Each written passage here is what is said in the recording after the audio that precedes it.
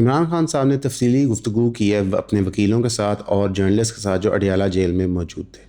उसमें उन्होंने कई मौज़ूआत पे गुफ्तगू की है, जिसमें से एक है डोनाल्ड ट्रंप को मुबारकबाद देना। ये एक सेकेंडरी मौजू है। यह इस मौजू के अंदर उन्होंने ये ज़रूर कहा है कि डोनाल्ड ट्रंप, मैं दुआ करता हूँ कि न्यूट्रल होगा, अनलाइक जो बाइडन जिसने कलूड किया था हुसैन हक्कानी और जनरल बाजवा के साथ मुझे निकालने के लिए, क्योंकि हुसैन हक्कानी और जनरल बाजवा थे वो नेगेटिवली इमरान खान के बारे में बात करते थे अमेरिकन प्रेसिडेंसी को। उन्होंने दोबारा इशारा किया कि अमरीकी साजिश के तहत मुझे निकाला गया है। उन्होंने इसमें यह भी कहा कि मेरी सबसे बड़ी गलती ये थी कि मैंने एक वीक गवर्नमेंट फॉर्म की जनरल बाजवा के कहने पे और इलेक्शंस की कॉल नहीं दी, और मैंने जनरल बाजवा का जो एक्सटेंशन दी। लेकिन जो ज़्यादा ज़रूरी बात है इसमें उन्होंने जो की वो ये थी कि जमहूरियत के असूल उन्होंने बयान किए। उनका एक जमहूरी मुल्क के लिए ज़रूरी है कि वहाँ पे रूल ऑफ लॉ हो, इंडिपेंडेंट जुडिशरी हो, फ्री एंड फेयर मीडिया हो और इलेक्शंस हो और उनका मैंडेट रिस्पेक्ट किया जाए। ये सारी गुफ्तगू उन्होंने डोनाल्ड ट्रंप की रीसेंट विक्ट्री में की थी, क्योंकि डोनाल्ड ट्रंप की जो रीसेंट विक्ट्री थी उसके अंदर पूरा का पूरा इस्टेब्लिश्ड मीडिया उनके ख़िलाफ़ था, जुडिशल सिस्टम में उनके खिलाफ बेपनाह मुकदमे थे, उनको इंडाइट करके कन्विक्ट भी किया गया था एक जुर्म के अंदर जिसकी जजमेंट जो थी रिजर्व कर दी गई थी, और उन्होंने एक बहुत बड़ी अपहिल बैटल जीती थी अमेरिकन इस्टेब्लिशमेंट के ख़िलाफ़। उन्होंने इस मौके पे आर्मी चीफ के 5 साल अवार्ड होने पे भी बात की। उन्होंने कहा कि आर्मी चीफ की एक्सटेंशन, उसका टेन्योर, ये फ़ौज का इंटरनल मामला है अनटिल एंड अनलेस फ़ौज का जो चीफ है वो न्यूट्रल हो। उनका उसका न्यूट्रल होना बहुत ज़रूरी है। उनका जितनी भी फस्तायत है उसको प्रोटेक्शन इस वक्त आर्मी चीफ ने दी हुई है। इमरान खान की सियासी जमात के अंदर कई मौक़िफ़ात हमने पिछले 1.5 हफ्ते में सुने थे, तरमीमों के हवाले से, इस 5 साल के अवार्ड के हवाले से जो 27वीं तरमीम शक्ल बनती जा रही है। लेकिन अब एक हतमी पार्टी लीडर का मौक़िफ़ आ गया है। साथ ही साथ उन्होंने कॉल दी कि जितने पार्टी के मेंबरान हैं, ओहदेदार हैं, MNAs हैं, MPAs हैं, उन सब को नेशन वाइड प्रोटेस्ट की तैयार करने जो डू और डाई है। डू और डाई से मुराद, उन्होंने क्लियरली कहा कि अपने हक लेने के लिए सैक्रिफाइसेस बनानी पड़ती हैं। कोई भी चीज़ को दुरुस्त करने के लिए आपको बोझ उठाना पड़ेगा।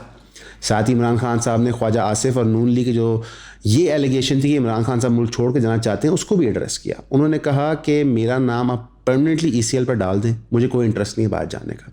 उन्होंने कहा कि नवाज शरीफ साहब इलाज के बहाने बाहर गए, अब उनकी बेटी भी चली गई है। साथ उन्होंने ये भी कहा अगर नवाज शरीफ वज़दाई जैसे मैंने भी अरबों डॉलर कमाए होते तो मैं भी मुल्क से बाहर जाने की बात करता, मेरा सब कुछ यही पाकिस्तान में।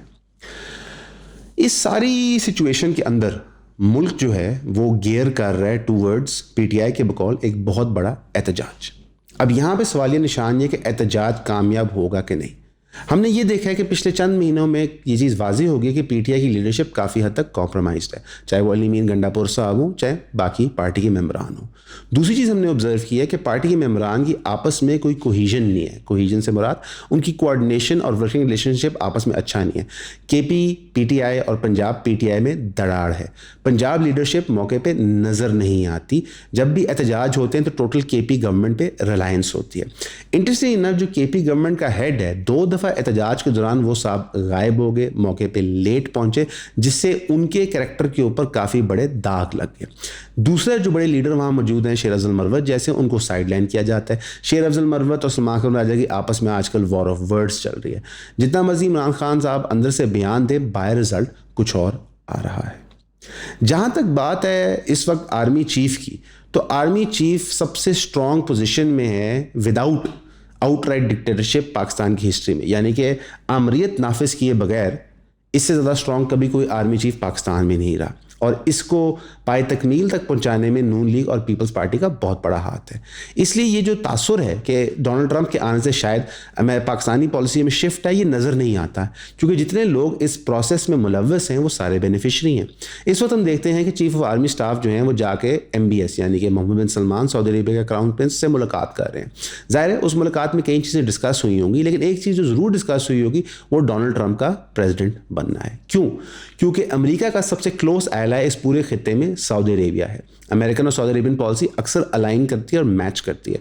और MBS जो डेवलपमेंट और एक आप कह लें प्रोग्रेसिव फ्रंट खोल के बैठा हुआ है सऊदी अरेबिया में, तो उसमें अमेरिकन अलायंस उसके लिए बहुत नेसेसरी है। उसका जो एम्बिशियस प्रोजेक्ट है द लाइन का, उसके लिए अमेरिकन इन्वेस्टमेंट भी काफ़ी ज़रूरी है।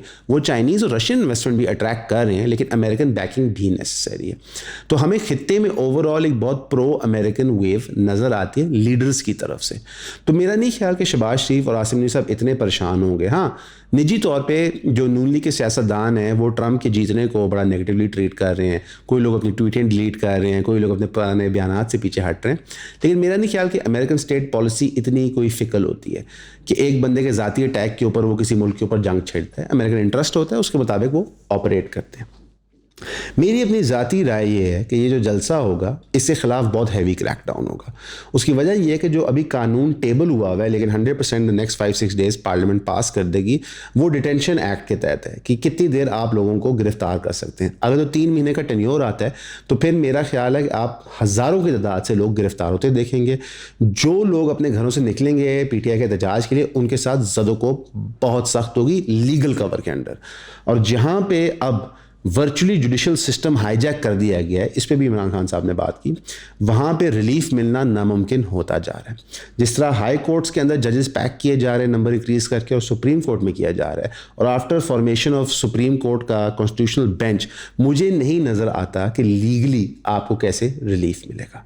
इस कंडीशन में कितने लोग बाहर आएंगे पता नहीं। और इमरान खान साहब ने यह भी कहा कि सिर्फ वो लोग बाहर निकले जो अपने घरों में बता दें कि हम हकीकी आज़ादी लेने के लिए जा रहे हैं। यानी कि उन्होंने वर्चुअली ये कॉल दी कि आप नोइंग कि आपका बहुत नुकसान होगा, आप जेल हो सकते हैं।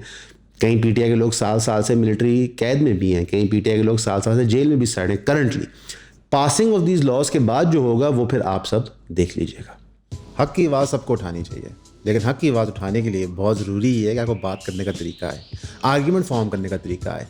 अंडर कॉन्फिडेंस, स्टटर करना, पब्लिकली अपनी बात ना करना, ये सारे प्रॉब्लम्स हैं जो आप सॉल्व कर सकते हैं। कोशिश करें कि आप वो प्रोग्राम्स खरीदें जो आपकी पर्सनल स्किल्स इंप्रूव करें। लार्ज पब्लिक गैदरिंग्स हो, इंटीमेट रिलेशनशिप्स हो, या फिर वर्क प्लेस इन्वायरमेंट हो, पब्लिक स्पीकिंग कोर्सेज आपका हर जगह हेल्प कर सकते हैं।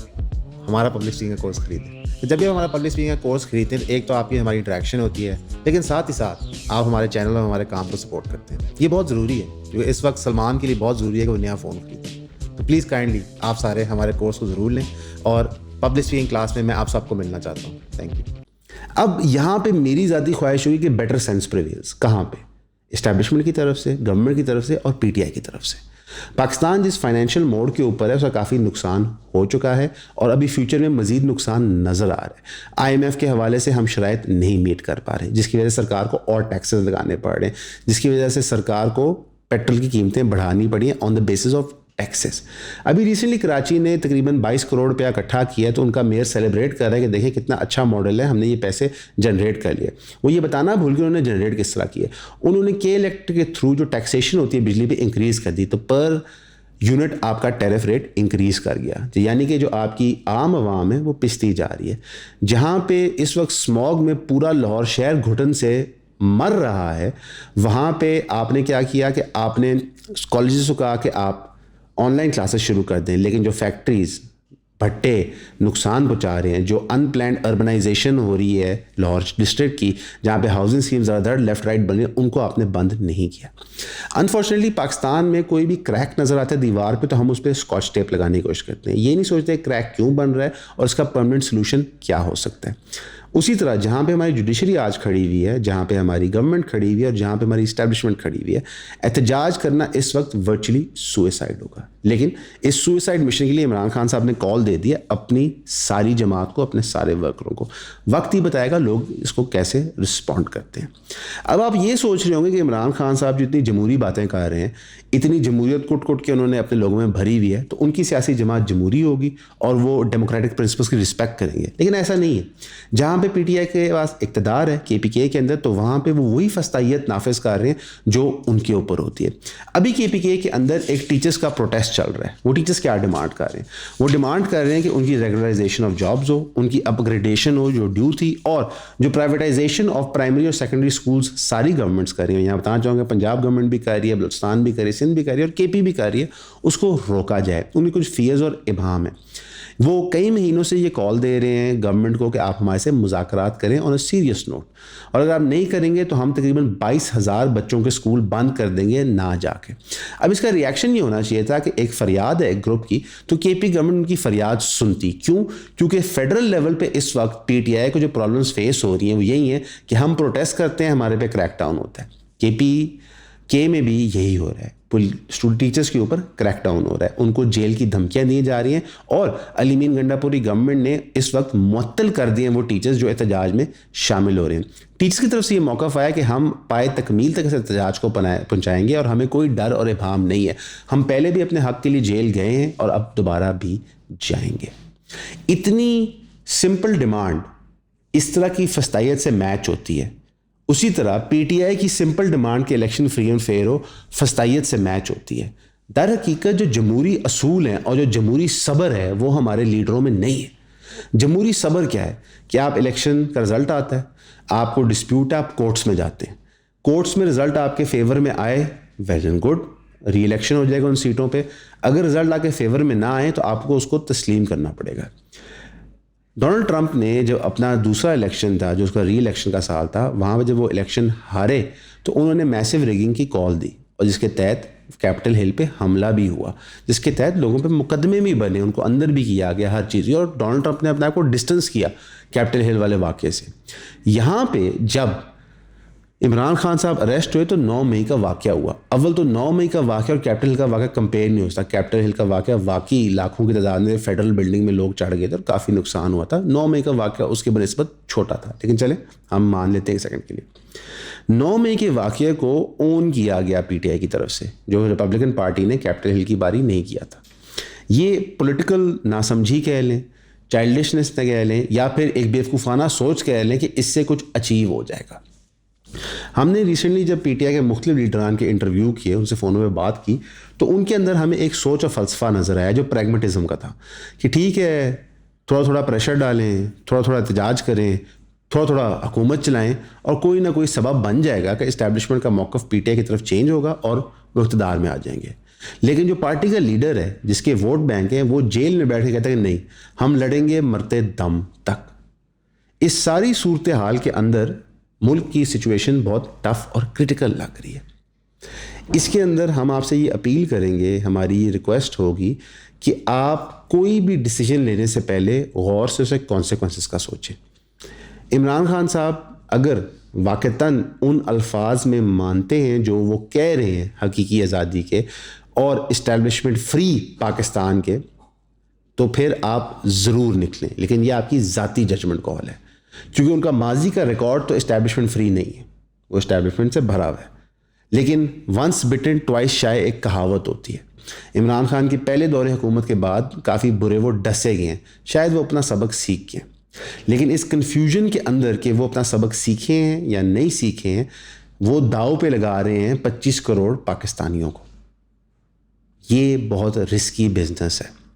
जब हिस्ट्री लिखी जाएगी पाकिस्तान की, और इंशाल्लाह पाकिस्तान क़यामत तक कायम रहे, ये मेरी दुआ है, तो उसके अंदर इस मोड़ पे जो रिज़ल्ट आएगा वो टोटली डिपेंडेंट है कि इमरान खान साहब अपने मौक़िफ़ से ना हटे। ये एक बहुत बड़ा रिस्क है। पाकिस्तान की जमहूरियत ख़तरे में है, पाकिस्तान के लोग ख़तरे में।